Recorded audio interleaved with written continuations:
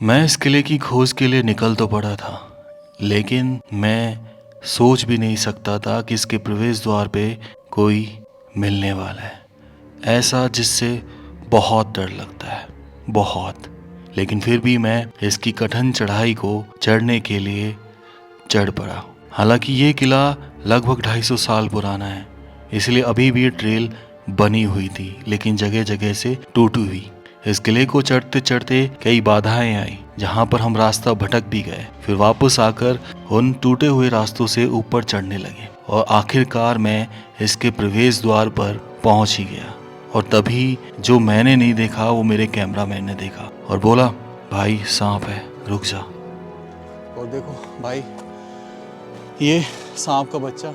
मानो मैं अगर उसकी तरफ बढ़ चलता और वो अटैक कर देता तो क्या होता। हालांकि ये सांप का बच्चा है, लेकिन कहीं ना कहीं तो जहर हो गई। कहीं ना कहीं ये अपनी सुरक्षा के लिए मुझे काटेगा तो सही, इसलिए मैं दूर रहा और भगवान के मंत्र पढ़ने लगा। सदाशिव कृष्णाय वासुदेवाय हरे परमात्मने प्रणत कलेशनाशाय गोविंदाय नमो नमः। ये इस देवगढ़ के किले का पहला प्रवेश द्वार था, जिस पर घुसने के लिए मैंने कई बार सोचा।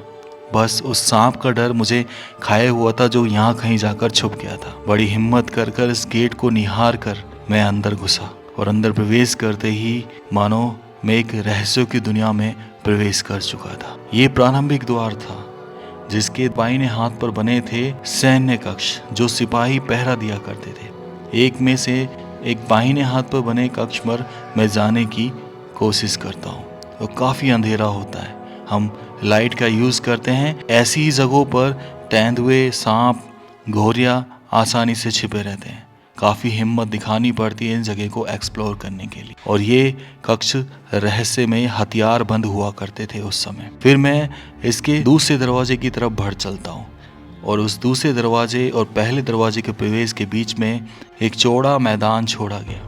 सीढ़ियाँ अभी भी थी, लेकिन जीर्ण अवस्था में। दूसरे दरवाजे पर पहुंचते ही मैंने पाया कि इसको प्रोटेक्शन करने के लिए एक सैन्य बुर्ज सी चौकी बनाई गई, जहां से निशाना लगाने के लिए बहुत सारे छेद बनाए गए।